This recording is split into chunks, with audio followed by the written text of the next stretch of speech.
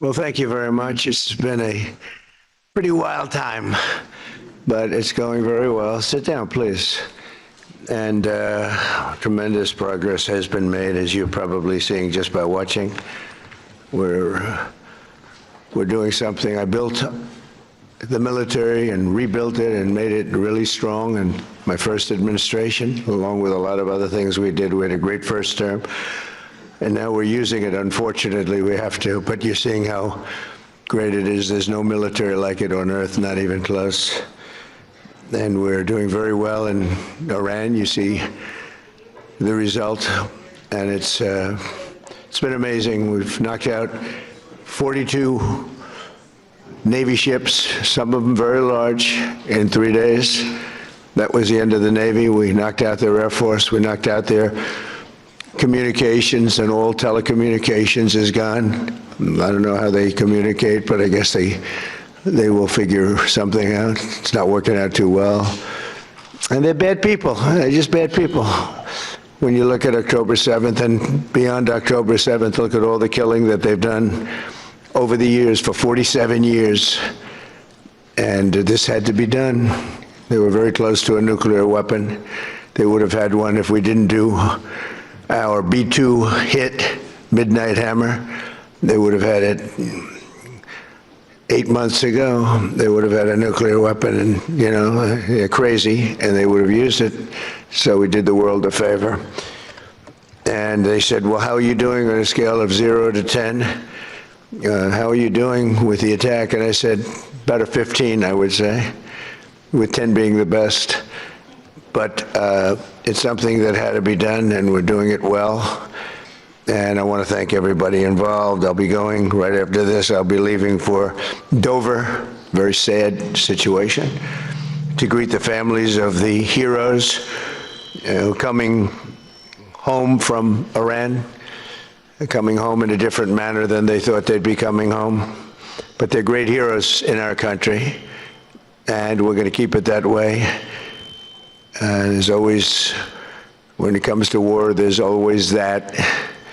But we're going to keep it to a minimum, I think, Pete, and going to be something, a service that we're really providing, not for the Middle East, but for the world. These were sick people, very sick people. This morning, I'm honored to welcome distinguished heads of state from across the Western Hemisphere for the first Shield of the Americas Summit. And it's something very, very special. Marco's been working on it very hard, so have a lot of other people, because it's a very important place for us. It's nice to be home. It's very, very important. You know, we go all over the world, 9,000 miles away, 12,000 miles away. I said, how long is this flight? Sir, this flight is 19 hours. I said, oh, that's great. I said, now I have flights that last for 2 hours. I like that better. Much better.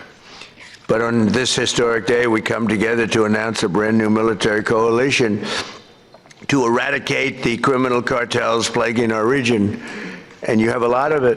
One of the things when we were talking backstage, you were telling me the crime, the cartels, and we're knocking the hell out of them where we can.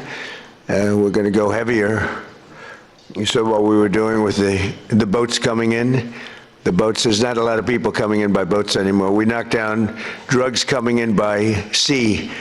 Drugs coming in through water is down 96%. We're trying to find out who the other 4% are, because I think they're the bravest people in the world. Either that or they don't watch television, right? They're either very brave or they're not watching. But we're calling this military partnership the America's Counter Cartel Coalition. And that's what you need. You have cartels. They seem to grow in this region unbelievably rapidly. It has to do with drugs, largely. Earlier this week here in Miami, Secretary of War Pete Hegseth, who's right here. Pete, you're fantastic, doing a great job. We're proud of you. And representatives of 17 different nations formally entered this new alliance. The heart of our agreement is a commitment to using lethal military force to destroy the sinister cartels and terrorist networks once and for all. We'll get rid of them. We need your help. You have to just tell us where they are. We have amazing weaponry, as you probably noticed over the last short period of time. But I want to thank members of the coalition, most of whom are friends of mine. Few of them I just met, but most of whom are friends, many of whom I endorsed. And they took that endorsement and they went on to win big. I haven't had a bad endorsement yet, right? Yeah. He says, yes. He was happy. He was a couple of points down and went up like a rocket ship, right, in Argentina. But the president of Argentina is here, Javier Milei. Thank you very much. Thank you very much for being here. President of El Salvador, another friend, Nayib Bukele. You know, he is a man who we've gotten very close to. I saw him as a young man my first term. You were young and handsome. Now you're older and handsome. You're older and handsome. But he runs a good operation. That's all I care about, right? When I first saw him, I said, he's too young. And then I saw the job he did. I said, well, I guess he's not too young, because I was young and did well.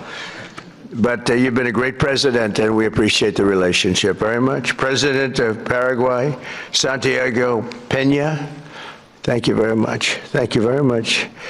President of Ecuador, Danielle Noboa. Danielle, thank you. Thank you, Danielle. President of Panama, I love that canal. Jose, I think he made the greatest deal in history. He bought it for $1. One of our brilliant presidents. I can't sleep over that deal. They gave it to him for $1. Jose Raul Molino, whereas, you know, you made one of the greatest real estate deals in history. Jimmy Carter, one of our great presidents. President of Honduras, Tito Esfora. Thank you, Tito. Thank you very much. Great to see you the other day. President of Guyana, Irfan Ali. Thank you.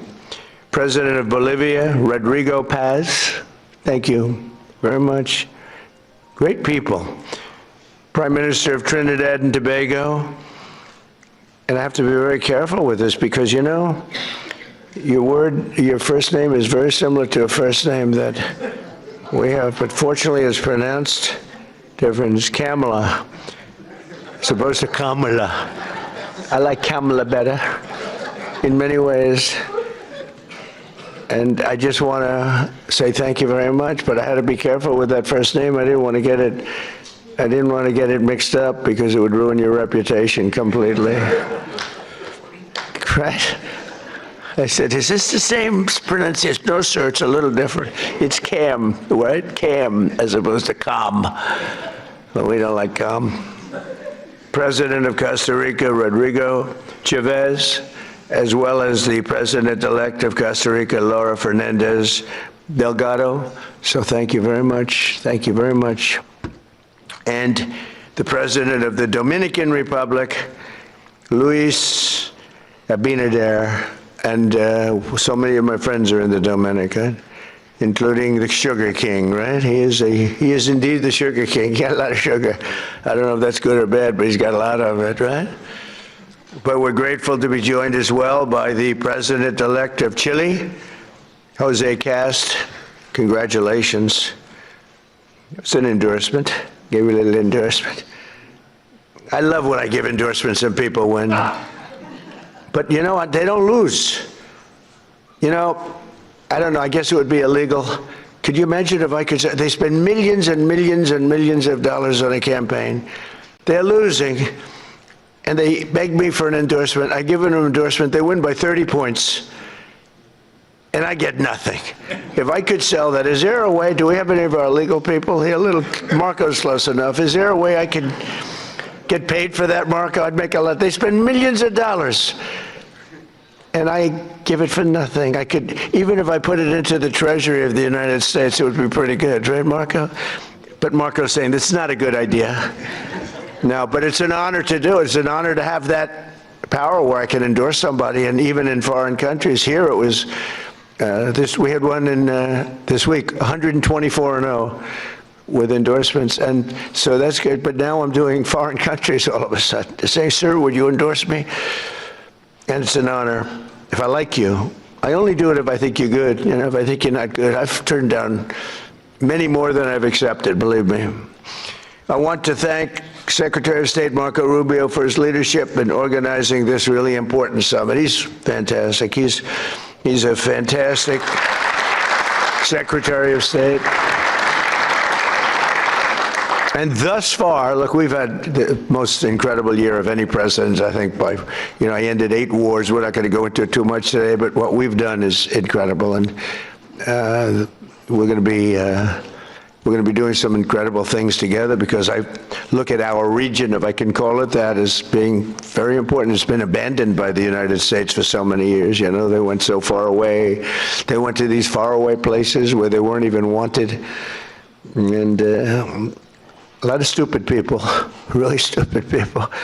But Marco's going to go down, I think, as the best Secretary of State in history. That's my opinion. Now, I'm a little prejudiced because I like him too, but I think he's on his way. So you've done 25%, you got 75%, he's got 3 years left. So he's got 25% under your belt. So far, you're leading. You're very leading by just about a smidge over a couple of pretty great ones. We've had a couple of pretty great ones, right? But I think he's going to do that. And I think Pete's right there, too. If Pete keeps going, he's going to be something, too. At what he does, all of the nations in this room share the same priorities: security, prosperity, free commerce, and the rule of law. And you want the rule of law. Sometimes your communities don't let you have it because you got some rough communities, right? That's why together we're also forming the Shield of Americas, a new organization to advance these shared priorities in our hemisphere. And we're pleased to be joined as well by Secretaries Pete Hegseth, Scott Bessent. Scott, thank you very much, Scott. Oh, but it has to be a big deal if you're here. Well, he controls the purse strings of the country. You know, he goes on television and he just soothes everybody. He did it yesterday. The prices were going. He got on. He's a soothing person. He's actually a killer, but I don't want to say that. No, he's a soothing person. He goes on television. Right, Pete? I think nobody better. So we could use him for war every once in a while, you know, soothe. Although we don't really want that kind of a personality for war. We want your personality for war. You're just perfect. Howard Lutnick. Thank you, Howard. Chris Wright. Kristi Noem. Along with U.S. Trade Representative Jameson Greer, who you all know and you deal with. You deal very successfully. I ask Jameson all the time, can you get more? Can you get more? He's the king of tariffs, right? But he's very gentle. We want to be very gentle with our friends, right, Jameson? Deputy Secretary of State Chris Landau. Chris, where is Chris? I haven't seen Chris. He's fantastic. He was an incredible student. He went to the best schools, and he was #1 in his class at all times. And Marco saw that and saw the talent he's got, and she said, that's the guy I want as a deputy, and I heard you're doing a great job. Thank you very much. Deputy Chief of Staff Stephen Miller. Stephen is, I don't have to tell you anything about Stephen. Everyone knows. There's nothing, Stephen, there's nothing I can say. He's fantastic, that's all I can say. And Senator Bernie Moreno, who's a credible friend of mine, and he ran a great race. He was not given much of a chance. He was running against a person who was there for a long time and was sort of considered a shoo-in, right, Bernie? And we knocked him out. We knocked him out. He's trying to make a comeback, but we took him out. And Bernie's done a great job. For decades, leaders in this region have allowed large swaths of territory, the Western Hemisphere, to come under the direct control, and transnational gangs have taken over and they've run areas of your country. We're not going to let that happen. We'll help you. And bloodthirsty cartels that impose their will through murder, torture, extortion, drug trafficking, bribery, and terror. And some of you are in danger. I mean, you're actually in danger. It's hard to believe. But we're working with you to do whatever we have to do.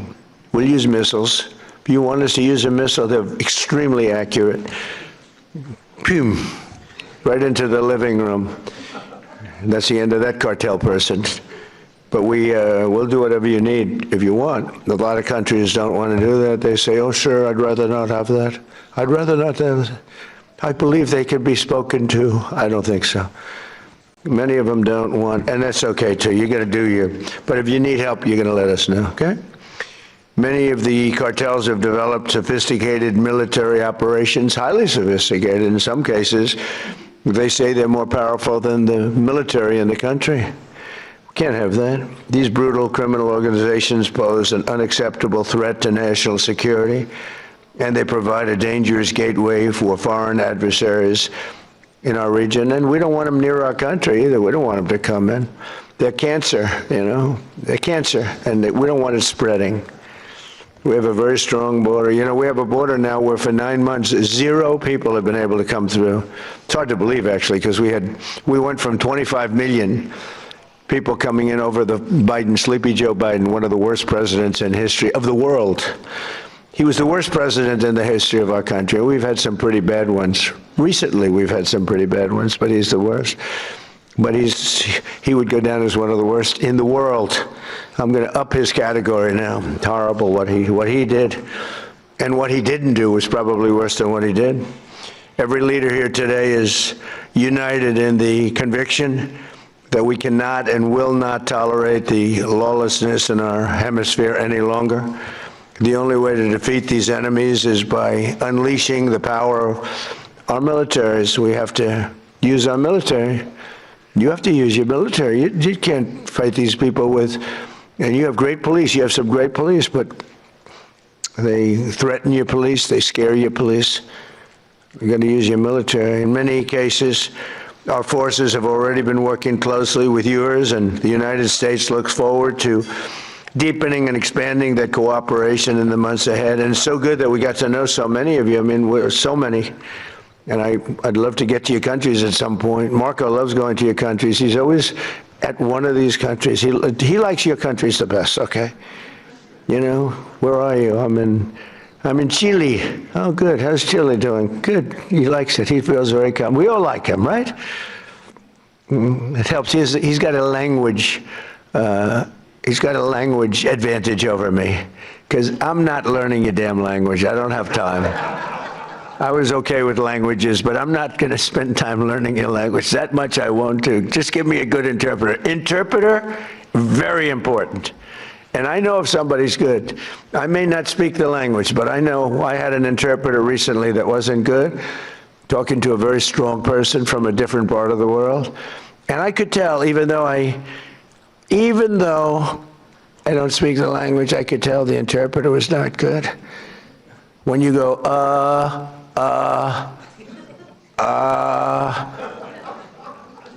when I give a long, flowing, beautiful sentence, and in this case it was a woman, and she gave it in about 1/4 the time, I said, well, their language may be efficient, but it's not that efficient.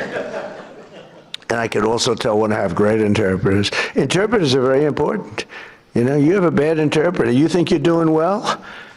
Boy, did I do a good job talking to this one or that. Was I great when I spoke to Putin today? Was I great when I spoke to President? Was I great? But if the interpreter isn't speaking right, or is weak, or is ineffective, or is just not good, or not interpreting your words correctly, in one case we had an interpreter who, when she disagreed with what we were saying, she actually changed it. We considered her a foreign minister, right? But no, the interpreter is, I talk about it all the time. Interpreters are really important. When you don't speak the language, they don't speak the language, people have no idea. People have no idea how valuable, and I'm on them all the time, people have no idea how valuable a good interpreter is. But over the last year, the world has witnessed the supreme power of the United States. We're the most powerful military country in the world. Again, I rebuilt it in my first, I spent so much time rebuilding it. over $1 trillion, and now we just had another budget. We may be going to $1.5 trillion. We're building a thing called a battleship, like in the old days, remember? We have a Secretary of the Navy, and he suggested, I've always said, why don't we have battleships anymore, shooting big bullets instead of, $3 million rockets? And they said, well, sir, we just don't have them. Nobody could give me the answer, but we're actually building 10 of them. And I said, you remember the old ones you'd see Victory at Sea, remember Victory at Sea? And you'd see these ships going through those waves like the waves were nothing, although the waves are pretty powerful. They knock out a lot of territory, but you'd see these incredible, they're pieces of art. Beautiful, most beautiful, the big battleships of the 1940s, right? Power. I said, well, would we ever want to bring them back? Because we have some of them, they're museums and other things. And they said, sir, the new ship is 100 times more powerful than what we were looking at with those guns and French. Amazing, right? 100 times. I said, you sure it's not maybe 90 times? 100 times more powerful. And we're building 10 of them. Not to use them. We don't want to use them, but by having them, nobody's going to play games. So, yeah, it's just good to have them. We don't want to use them. They'll say, oh, he's very militaristic. I'm the one that ended 8 wars. I'm the one that, and we have another one coming, I think. The easiest was that, and that was just, and as you would understand this, the hatred between Putin and his counterpart is so great, okay? It's so great that, Ukraine, Russia, you'd think there'd be a little bit of camaraderie, there's not. And the hatred is so great, it's very hard for them to get there. It's very, very hard to get there. So we'll see what happens, but we've been close a lot of times, and one or the other would back out. But we're losing, they're losing. It doesn't really affect us very much because we've got an ocean separating. I'm doing it as a favor to Europe, and I'm doing it as a favor to life, because they're losing 25,000 souls. Think of that every month. 25,000. Last month, 31,000, both sides, 31,000 people died, mostly soldiers. So I have an ability to get those things done, to bring people together, and I did great with so many. India, Pakistan, that was going to be a disaster. I was raging for a number of days. I did that through trade. I used tariffs and trade, and it was amazing. But we did amazing. One was 32 years, one was 34, and one was 37 years, and we got it done very quickly. And we'll get this one done too. But the hatred is, hatred's an amazing thing. People do bad things, and people don't get things done when the hatred is too great. That's a lot of it. Just as we formed a coalition to eradicate ISIS in the Middle East, we must now do the same thing to eradicate the cartels at home. So we did eradicate ISIS.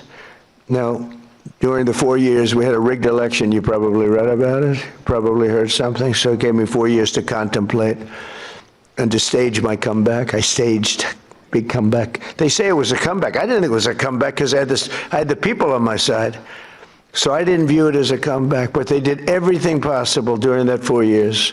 They're crooked politicians, dirty cops. They're dirty cops. They did everything possible to make it impossible for me to win. And I won in a landslide. But during that period of time, I learned a lot.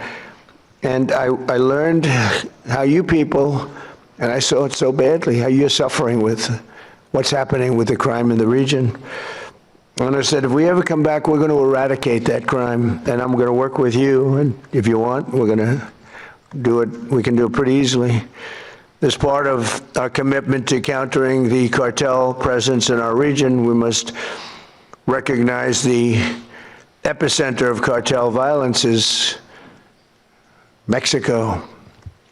The Mexican cartels are fueling and orchestrating much of the bloodshed and chaos in this hemisphere, and the United States government will do whatever is necessary to defend our national security and to protect the safety of the American people. No, look, it's coming through Mexico. And I like the president very much. She's a very good person. She's got a beautiful voice, a beautiful woman, but a beautiful voice. President, President, President. I said, let me eradicate the cartels. No, no, no, please, President. We have to eradicate them. We have to knock the hell out of them because they're getting worse. They're taking over that country. The cartels are running Mexico. We can't have that. Too close to us, too close to you. But everything comes in through Mexico, mostly. At the same time, all of us must recommit to ensuring that law and order within our own nations, and that includes showing zero tolerance for the gang activity, tremendous gang activity in Venezuela. That's in much better shape than it ever has been. We've developed a great relationship in Venezuela.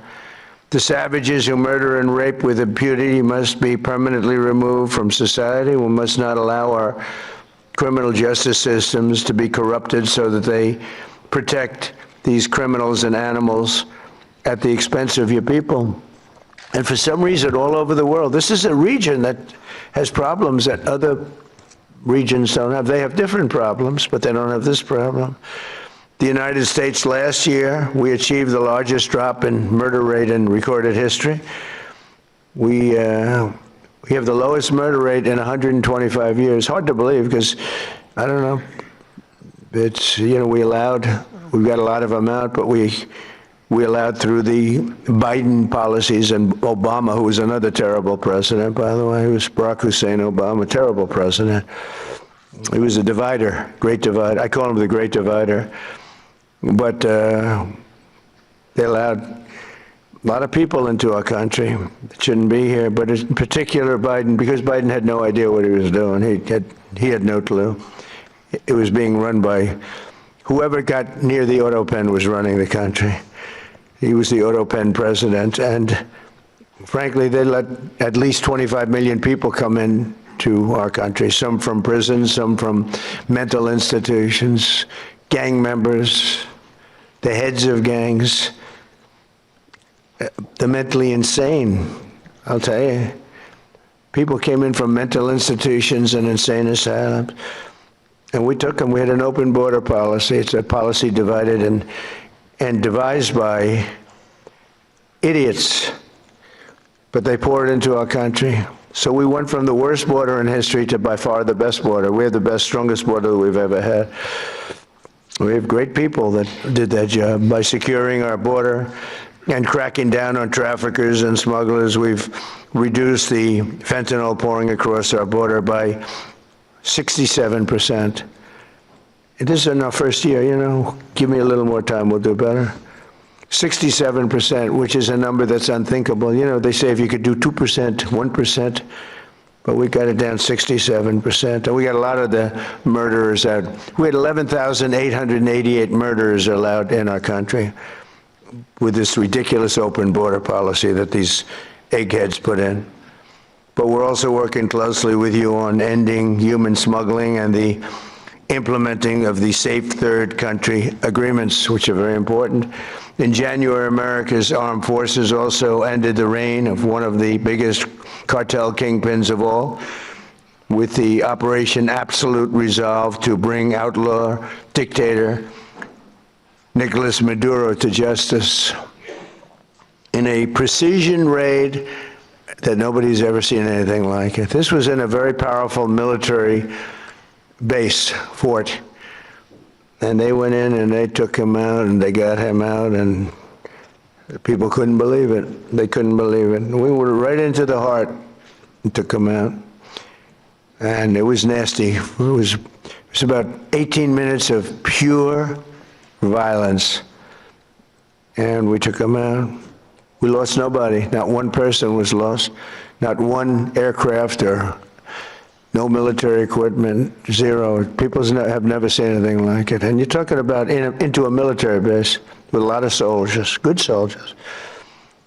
Since that operation, we've been working closely with the new president of Venezuela, Delcy Rodriguez, who's doing a great job working with us. I mean, she's doing a great job because she's working with us. If she wasn't working with us, I would not say she's doing a great job. In fact, if she wasn't working with us, I'd say she's doing a very poor job. Unacceptable. No, but she's doing a great job, Marco, right? And she gets along great with Marco, and we're taking out tremendous amounts of oil. They're making more money now than they've ever made. We have the big oil companies, and they are making more money. We're getting some. They're getting a lot. They're making more money now than they've ever made in the history of their country. Can you imagine? And it's being spent properly, and they're watching it closely. And I'm pleased to say that this week we have formally recognized the Venezuelan government. We've actually legally recognized them. We have also just reached a historic gold deal. It's called the gold deal with Venezuela to allow our two countries to work together to facilitate the sale of Venezuelan gold and other minerals. They have great amounts of gold. They have good land, I tell you. Very good land, but they weren't able to take advantage. The system didn't allow them to take advantage of the value of their land. As we achieve a historic transformation in Venezuela, we're also looking forward to the great change that will soon be coming to Cuba. Cuba's at the end of the line. They're very much at the end of the line. They have no money, they have no oil, they have a bad philosophy, they have a bad regime that's been bad for a long time. And they used to get the money from Venezuela. They get the oil from Venezuela. But they don't have any money from Venezuela. They don't have any oil. They don't have anything from... People can't even... They land in Cuba. They can't get gasoline to fly out. They have to leave their planes behind. And they want to negotiate, and they are negotiating with Marco and myself and some others.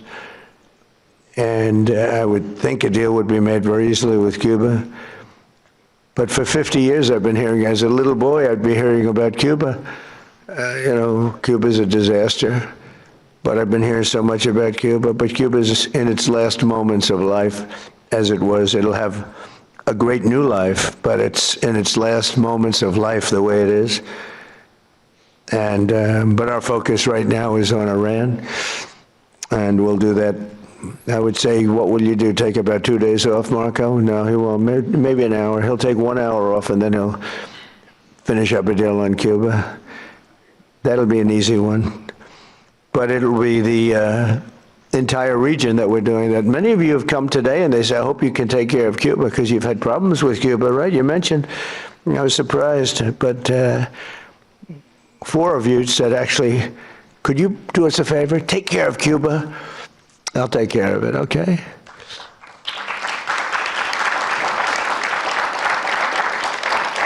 So, and as these situations in Venezuela and Cuba should make clear under our new doctrine, and it is a doctrine, we will not allow hostile foreign influence to gain a foothold in this hemisphere.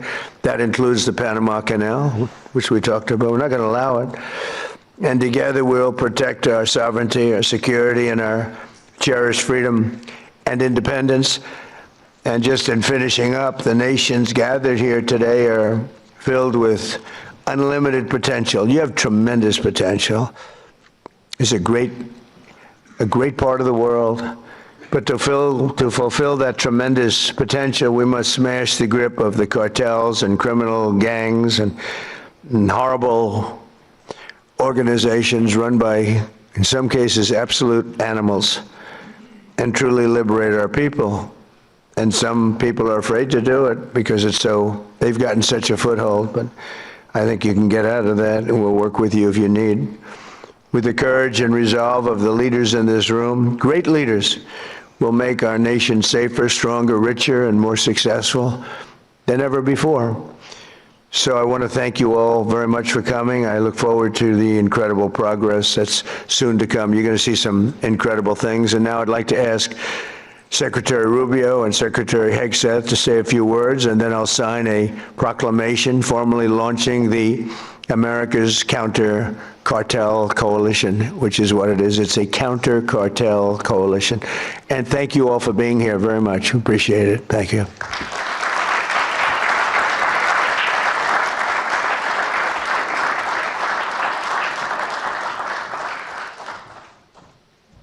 Well, thank you, Mr. President. I want to thank all the leaders that are here today. I'll be very brief. First of all, Mr. President, thank you for making this region a priority. We've had successive American presidents say that the Western Hemisphere is going to be a priority, and they never do it. And the President has made it a personal priority. He's also President of Action. It's why I believe he will go down as the most historic figure, one of the most historic figures in American history, and certainly of the last 100 years, because of what he has been able to do and is doing right now with the Western Hemisphere. Thank you for your bold leadership. It's an honor to be able to serve in your administration. And Mr. President, 2 points I want to make. The first is we have a lot of allies around the world. And we are grateful for our allies. And the countries represented here today, all 12 of the leaders here are allies. But they're more than allies. They're friends. At a time when we have learned that oftentimes an ally, when you need them, maybe may not be there for you. These are countries that have been there for us, and these are leaders that are not just allies, they are friends. And they are always willing to work and cooperate with the United States. And we're grateful for you. And as you said, Mr. President, these are also countries with extraordinary potential. Some are fulfilling it, some are well on their way to fulfilling it, and this is important. We want to be a partner with you in that. We want the world to see that when you are a friend and an ally of the United States, it is a good thing. It's reciprocated. It comes back the other way as well. And so the fact the President is here today and making this a priority is so critical. If I may, because some of these cameras are covering Spanish. You all right about that? Oh, good. Please. We don't need an interpreter for this one. Quiero darle las gracias.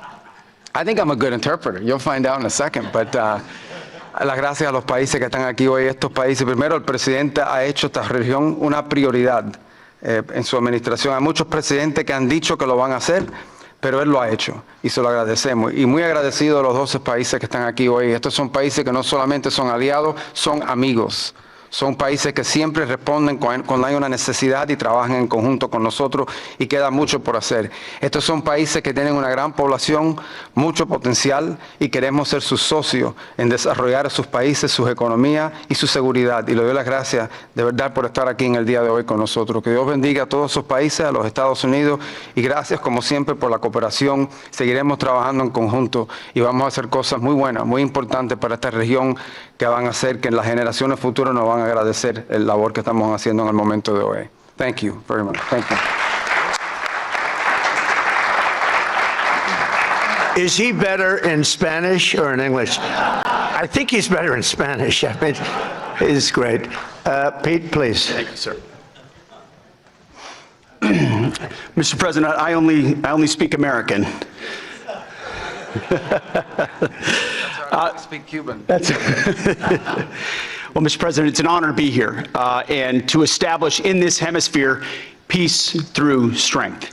For far too long, our country's gaze was only on borders in far-flung places. Not our own border, not our own hemisphere, not the Western Hemisphere. President Trump has established the Trump corollary of the Monroe Doctrine, the Monroe Doctrine. And the War Department is implementing it as fast as we can. In fact, 2 days ago, Mr. President, we launched 18 countries were signatories to the America's Counter Cartel Coalition, ACCC, which is not just an organization that's going to hold conferences and release white papers. That's not what we exist to do. It's an action coalition of like-minded countries who are going to bring their capabilities to bear, with American leadership at the forefront, to ensure we attack and get after this cartel challenge, which for far too long we have accepted as some new normal in our own countries. President Trump and the American people rejected that in our own. We don't have to live with communities flooded with drugs or violence or cartels and gangs. We can seal our border, and we have to for our citizens.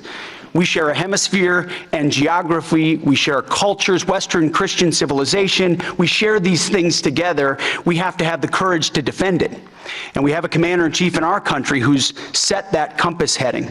And at the War Department, we look forward to working with all of your countries and more that are not here to say, with our shared assets and our intelligence and our capabilities, with American leadership, we will go on offense against the cartels. they will know that we're just around the corner. Whether it's drug boats or on land, the America's Counter Cartel Coalition, the ACCC, will be a force for good, for peace through strength in this hemisphere. We look forward to working with your great countries. Thank you very much. Thank you, Mr. President.